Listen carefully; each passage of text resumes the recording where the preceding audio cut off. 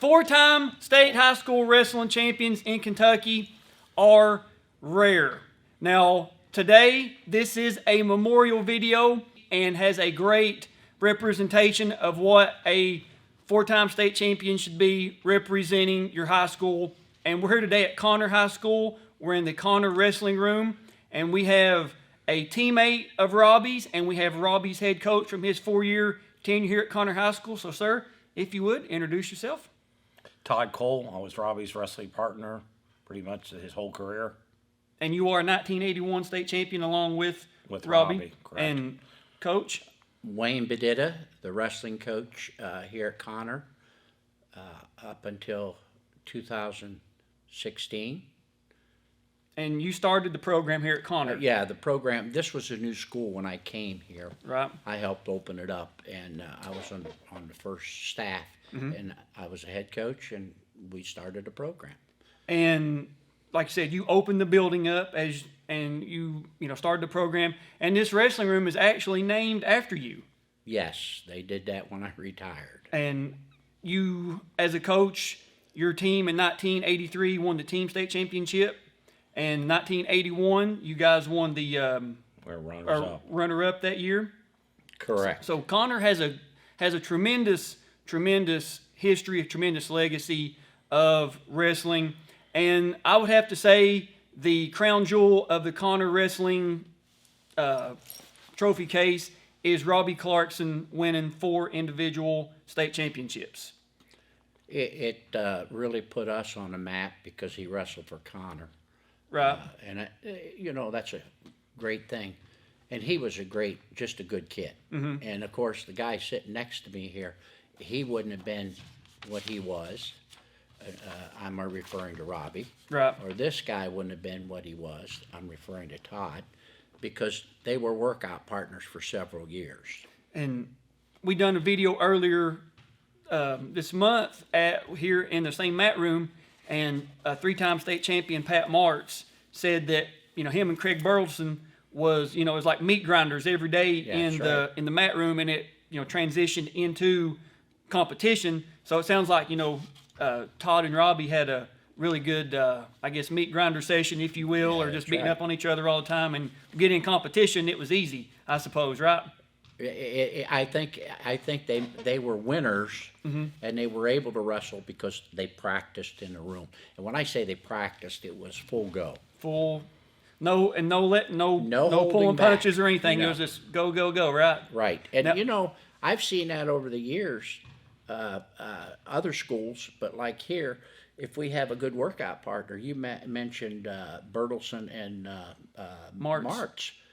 Those two worked out together for their whole career, and they both were state champions and both in the final several times. So Troy and Matt also. Troy and Matt. Troy and we Matt can go right Shotwell. down the list. Well, like I said before, a lot of your horses are your hammers. Oh yeah, they come in twos. Yep, you're right. Now we're gonna go over, of course, Robbie's bracket, and we have his 1981 state finals. We're gonna, of course, watch it and let teammate and coach kind of commentate that. But when Robbie comes to practice the first time, coach, when he comes in and says, "Hey, coach, I want to, tell me about wrestling."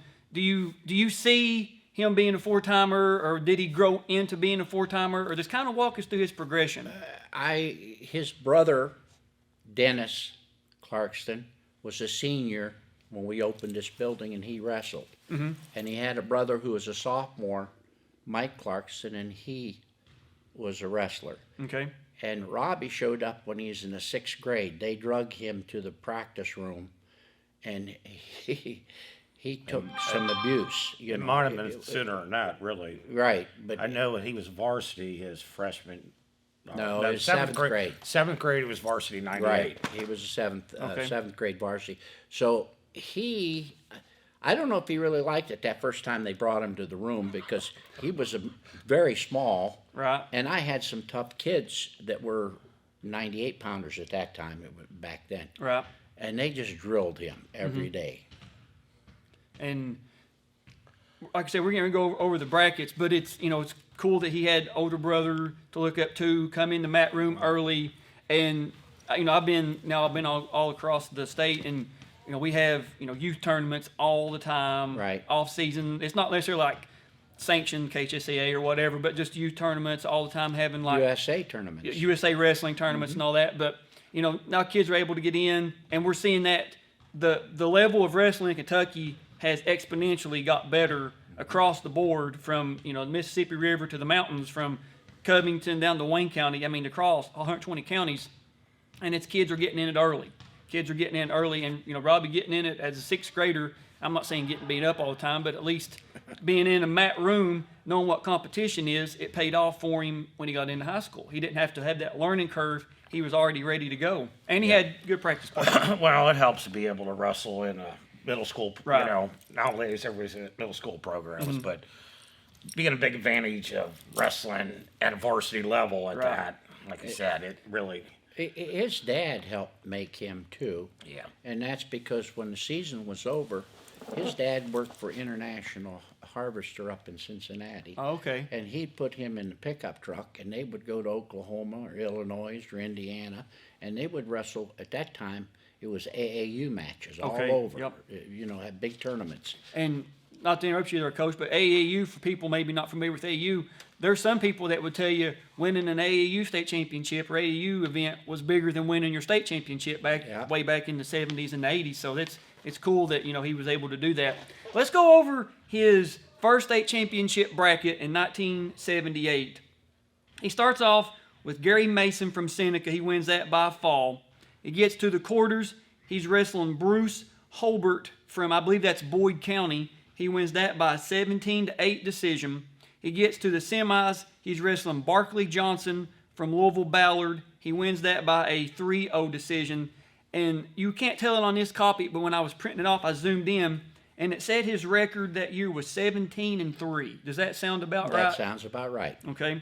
He gets to the finals, and he's wrestling a in-county rival, I guess, Joe Archer from Boone County. Oh boy, those two went at it that year. Yeah, and Boone County, Connor's in the same. Now, of course, Boone County's in Boone County, but Connor's in Boone County as well. So, I mean, you guys had to know each other. We were in the same conference tournament. We were in the same district tournament at that time. It was a district, and then we were in the same region tournament. So, I guess you wrestled him at least 3-4 times that year. Yeah. Okay, good.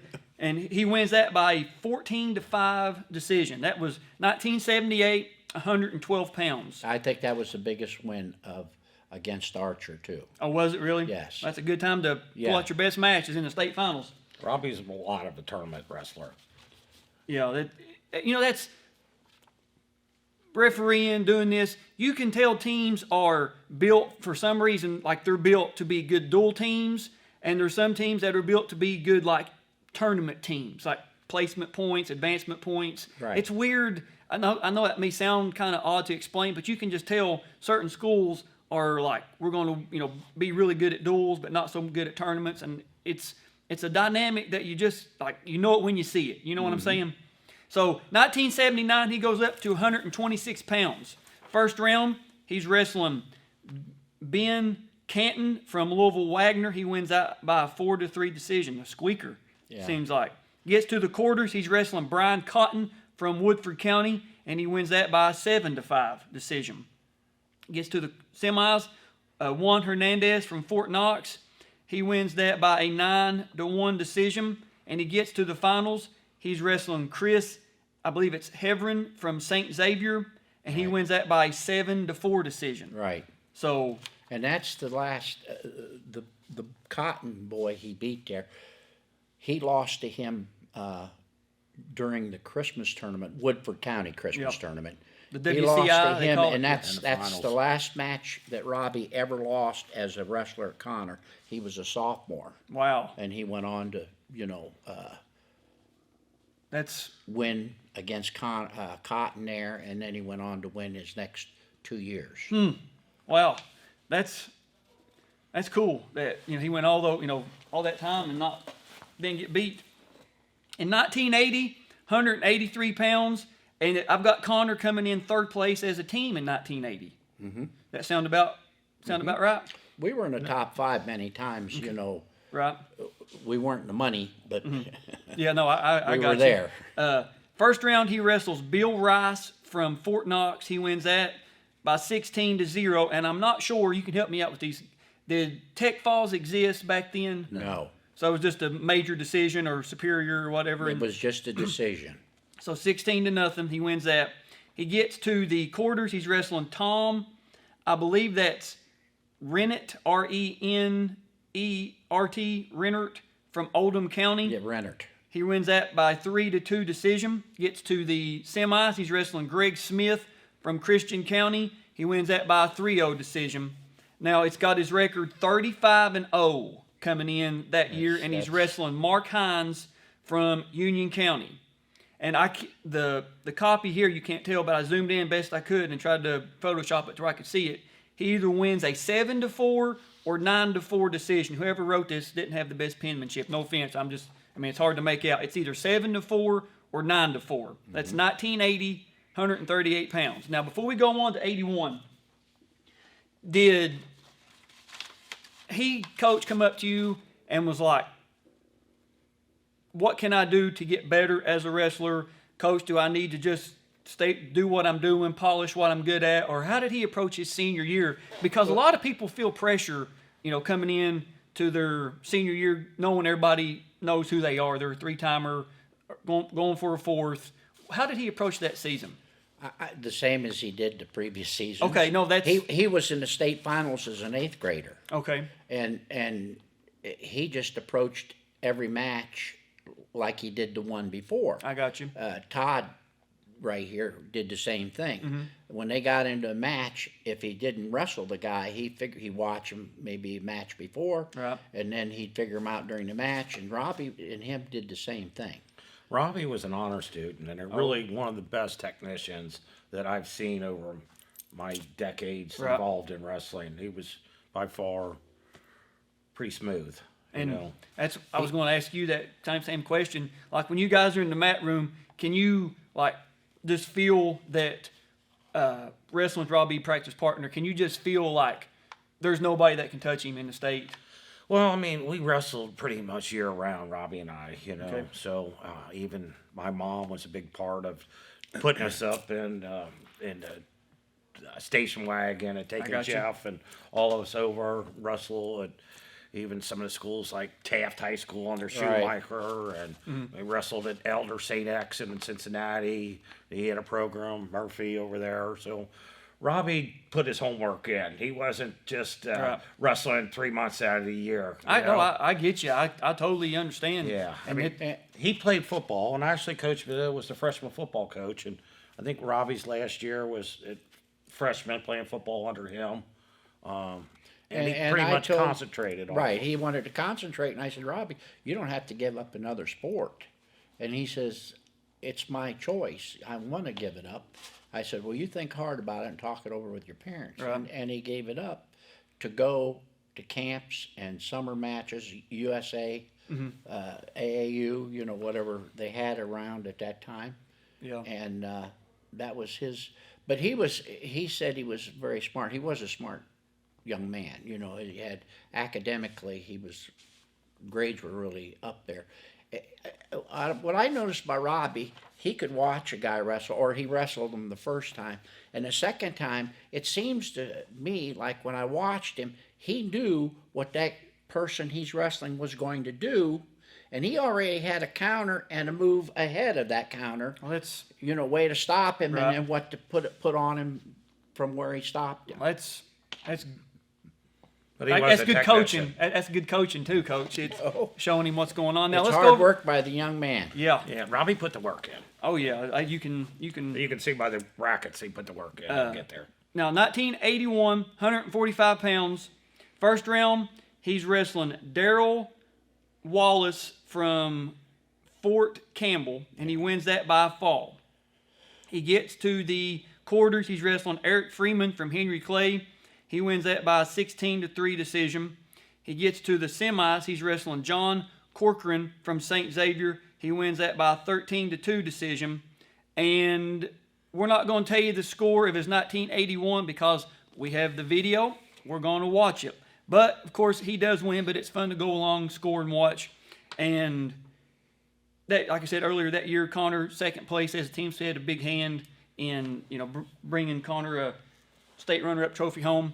Now, I want to say thank you to you for getting me this video. This made me video number 29 in my collection. I've got 29 of the 59 years. I'm almost to 50%. I'm not there yet, but I've got, you know, a lot of footage. This was the last year that I had, and the 1981 year is, to me, one of my favorites to watch. I mean, just it's like under the lights with the introductions at Atherton. The matches are entertaining. The medal ceremonies, just everything. The names in this, like, you know, Robbie, Robert Irvin from Union County, Jerry Whalen, Maurice Brown, Maurice Hitchings from Fern Creek. I mean, just all these names from the past, and it's here, and it's just like, you know, I want to get to I can't wait to see what's going on next. Even though you can pull up and look at the brackets on the KHSAA website, it's just such an entertaining year just to watch. So we're gonna get our computer set and go back to 1981 and let Robbie Clarkston win this state championship. We'll see you guys there. So we're under the lights at Atherton High School. Now, this is really cool. I guess it was the ROTC or whoever it was done a flag ceremony before this, under the lights, national anthem. The whole face-off is under the lights with the spotlight. And this really has like a Vision Quest-esque feel. Just the crowd's into it the whole time. It's just amazing piece of history that we was able to get our hands on. And again, thank you to you. So let's go back to 1981, guys. Let's do it.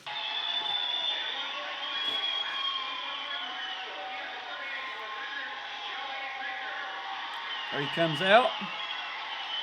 And of course the darkness added the ambiance, you know. Oh yeah, there's Robbie.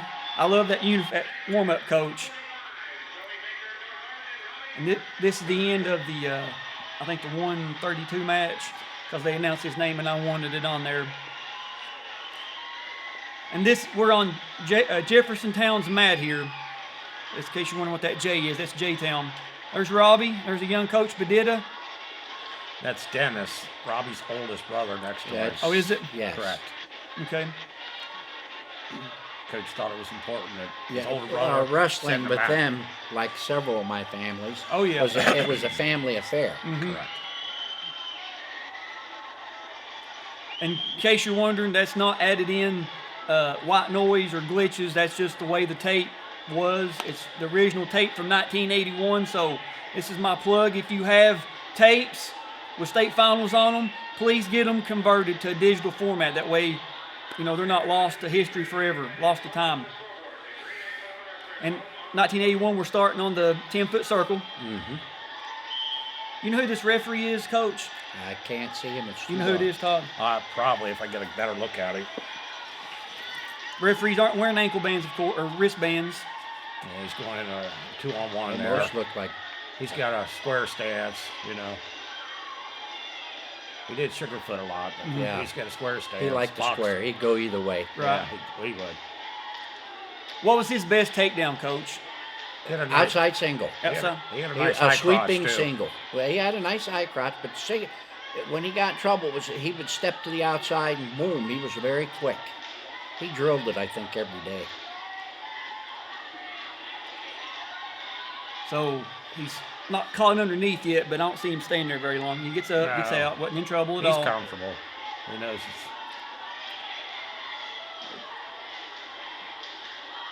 He's trying to change his levels right there. Yeah, he won't stay in a tie-up too much. We didn't roll that way. Right, we're out of bounds. Oh, that's... Donnie. Looks like it is Donnie Sayers. Which is... Usually you don't get officials in your area during your state matches. That's why I'm surprised it is Donnie. Thanks to Mark Hitchings, I've got the 1981 program. So it could be either Jack Klein, Gary Ingram, Steve Wilhawk, Don Salyer, Gene Washington. Yeah, that's Don. Don Salyers? Yeah. Okay. And then, I don't know who's assisting him. Of course, we kept 190, or 180 degrees from Right. the other official. So 30 seconds left. He got a takedown. That's one thing. I think he always could score in every period, he'd score 1 point. You know, if it was an escape or a reversal or whatever it was, he would score a point. Getting the spiral ride there. Getting that spiral Ride, yeah. Spiral ride, yeah. It looks unorthodox, but it's effective. Gets his one. A neutral. He didn't want to get thrown. He got rid of him. Nope, not yet. Nope, we're neutral. Yeah, puts the razor in. I don't know if he fully committed on that anyway.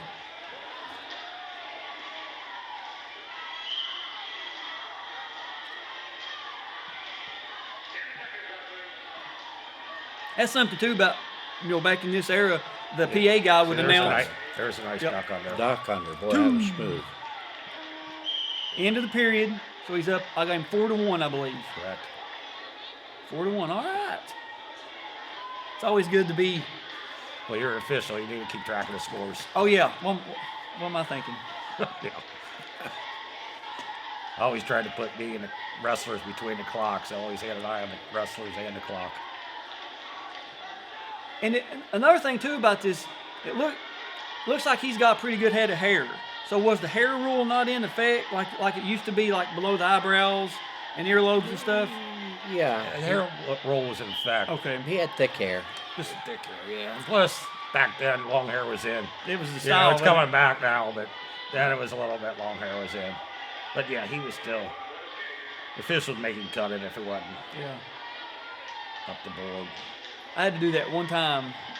And I felt like, oh man, why Make a kid cut his hair. are you making me do this here?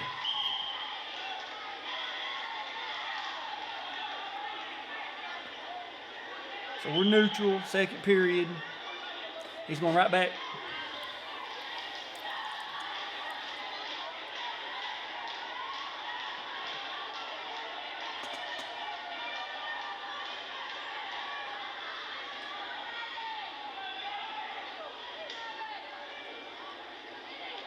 Arm drag. Yep.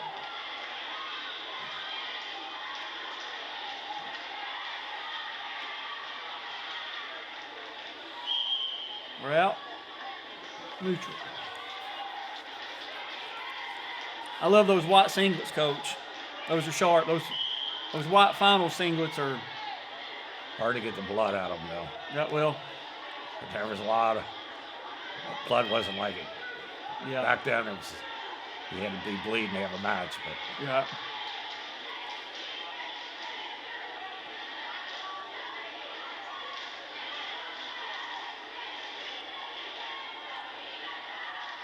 I mean, you can just see with the stance, he's hard to score on, Right. obviously, And this is a finals match. Yep. Now, if you're watching this, the audio gets a little bit ahead of the actual video part of it. It's just the tape was, like I said, 1980. 1981. So yeah. 42 years. It's been, I guess in somebody's, yours shelf or whatever. So nice little throw out of bounds. But we're neutral, no control. So that's another incentive to get your stuff converted quick as you can.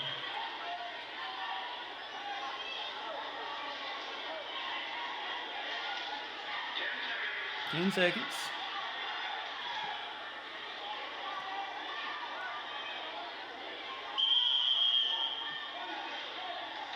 Nothing yet. All right. I think Robbie's bleeding right here. Do you remember the blood time, Coach? Or Todd? I do not, but it looks like it.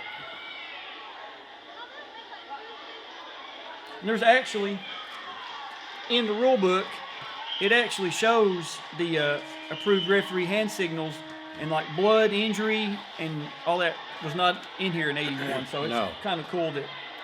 So he's They up. wiped you. They wiped you off and sent you back out. Wasn't even worried about it, were they? No. So 5-1. He's up going into the third. I love those old scoreboards like that, the four sides. I know they're not good for wrestling, but just for the, I guess. For the stand, for the crowds, they were. For Just- the individuals, it yeah. was over your head, tough to see. There's been, of course, not too many gyms have that left, if any. But, as a referee, it's kind of hard to, see how much time you got, because you want to try to make sure. I know that's not the best mechanics, guys. Don't hate on me, but you know, you got to keep a lot of stuff in, you know, in your sight and cognizant of where you are, like time-wise and score. So Ned Clyer, our trainer for years, he did the state tournament for decades, Forever. until Kentucky came through with their own training staff at UK. You know, Coach, is that the guy you showed me in the program? Yes, He's Ned Clark. actually. Ned. I'll show you guys right here. Well, you'll see a photo of it. He's actually in the program, working on a wrestler yeah. From Doss. Yeah. from Louisville Doss High School. So it's cool that Coach brought him down from Connor just to do the state tournament, and he was Connor's trainer. I had to share a bed with him once or twice. He was very. He worked real hard. You know, he worked for everybody that wrestled. So both no, teams. so Robbie just cuts him. Cutscene. Was that a coach decision, or just him a decision? That was his decision. Get rid of him. So it's 5-2.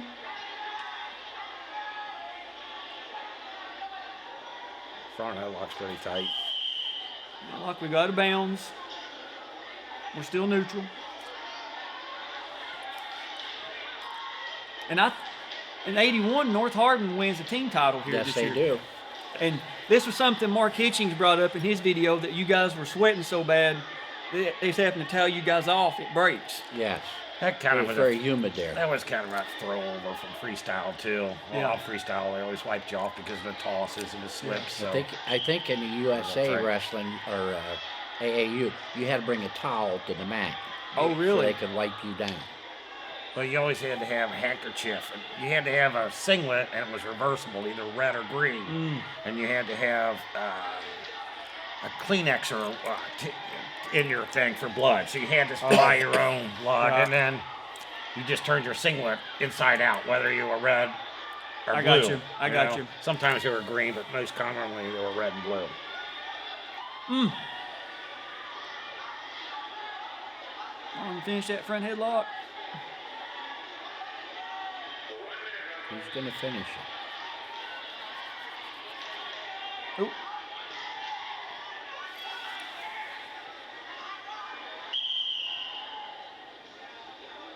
All right, we're out. Same thing. Kept a good whizzer. So we got less than a minute. He's up on points. I think 7-2. I'm not sure. Because it's 7-4, I believe, when it's over.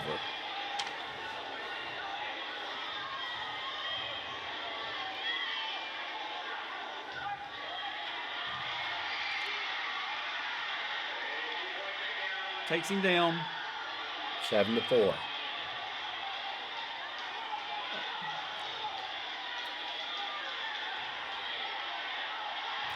And he gets his one escape.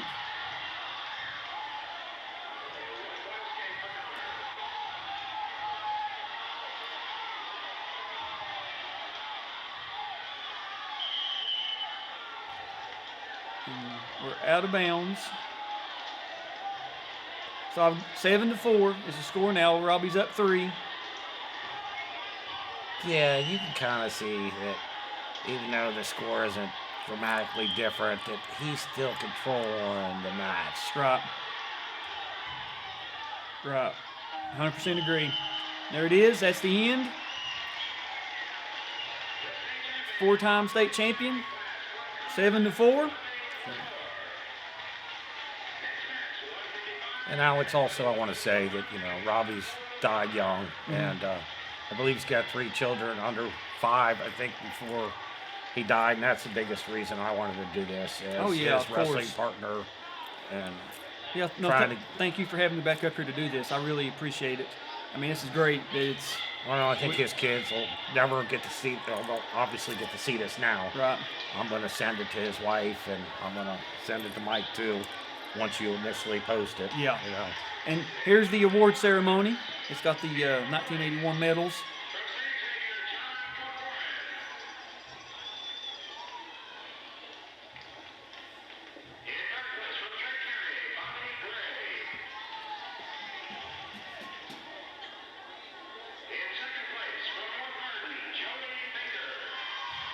And also in 1981, when we hear this in a second, And there's coach giving him his. Yeah, that was typical. The head coach and the state champ got to award him the medal.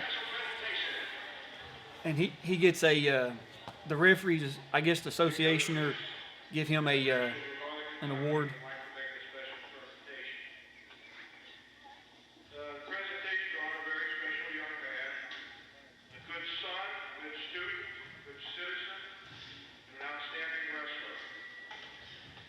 Robbie Clarkston, February 21st, 1981. This day honoring an outstanding high school wrestling career while at Connor High School.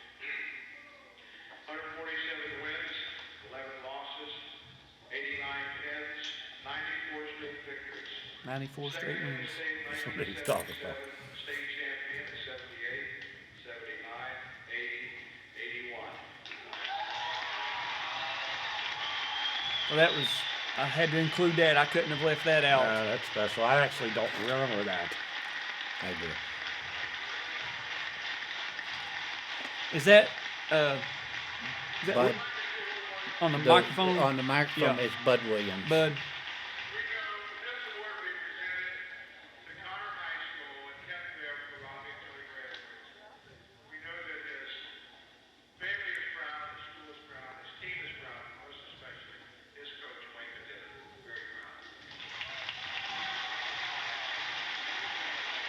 Robbie always wore that purple hoodie. It doesn't look purple in there, but it's purple. always. And then- that isn't color coordinated, Robbie. This is the most outstanding wrestler award.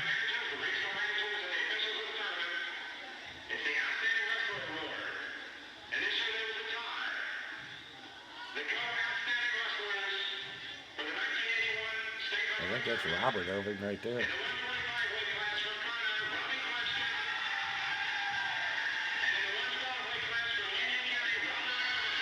It was.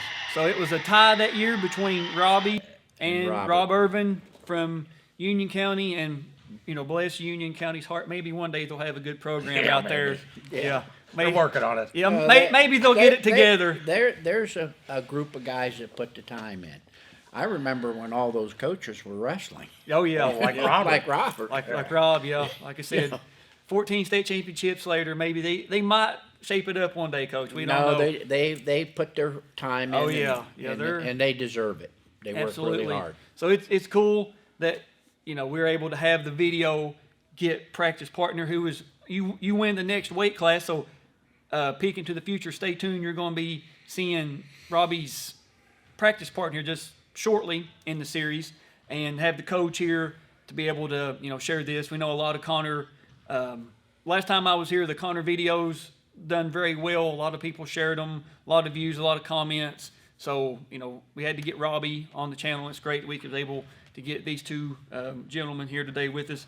Guys, before we wrap anything to, put a bow on this one and wrap it up about Robbie. I'd just like to thank you because we can archive this, and I think it's very special that his children are able to see his high school match, and I know for a fact that they've never seen this in his life, so Okay. I think it might be a life gift to them. It And- certainly would be to me. And to Robbie's family and friends that aren't here with us, we just hope that, this can give you some joy of Robbie's career. The Connor wrestling program, like I said, 4-time state champions are rare. So, future Connor wrestlers, current Connor wrestlers, past Connor wrestlers, hope, you enjoy this as much as I've enjoyed getting it ready and being able to put this out. So, this might be my video series. It might be, my video collection. But this is for everybody. I'm not going to sit on this. That's why I've traveled so much, is because I just want to be able to share Kentucky wrestling, share the stories for all these years that they didn't get shared. I mean, Robbie should have had, of course, YouTube didn't exist then. Yes, I know that. But, the stories that for Robbie, the 4-timers, the team state championships, that all should have been celebrated when they done it, and not all these years later. But now I'm glad that we have the platform, the platform that we can do it, and we have guys like you that are able to meet with us and tell the stories and let people, put mat time with like the plaques here. You guys are going to see photos. In Connor's wrestling room, you guys are seeing all the state placers, all the state champions and everything. is called the Robbie Clarkston Memorial Wall, and I couldn't think of a better person to name the wall after than a 4-time state champion. So, guys, anything else before we close this one up? I want to thank you for doing this. I think it's great. I concur. And Robbie, of course, he's most famous for starting the trend to get to the finals. Right. We had one boy in the finals before that, Ed Wilson, the heavyweight, but he won his first state championship for Connor, and people wanted to follow him. So he really helped the program. And Kelly Stickerall was the second state champ. Which he went on to Louisville as a football player, guard, which we had a lot of football player, wrestlers at Connor's history. Right. So, all right, that's all we got for the memorial video for Robbie Clarkston. Thank you guys for watching. Be sure to share this with Robbie's family, his friends, the Connor alum, even the entire state of Kentucky, because, I mean, there's not that many 4-timers, and they need to be celebrated as such. So far, I've met with Cole Thomas, Isaac Knable, Joe Carr, Harrison Courtney, and we have talked to the family of Bryce Schaefer. I believe Bryce is going to do, or his family is going to do the video as well. There's a couple other, Brock Irvin. We've talked to Brock. He's a 5-timer, only 5-timer. We're going to do him. So I'm trying to get all of our 4-timers and 5-timer guys on the channel. That way we can show the world just how good Kentucky wrestling is. That's all we got. Thank you guys for watching. We'll see you guys on the mats.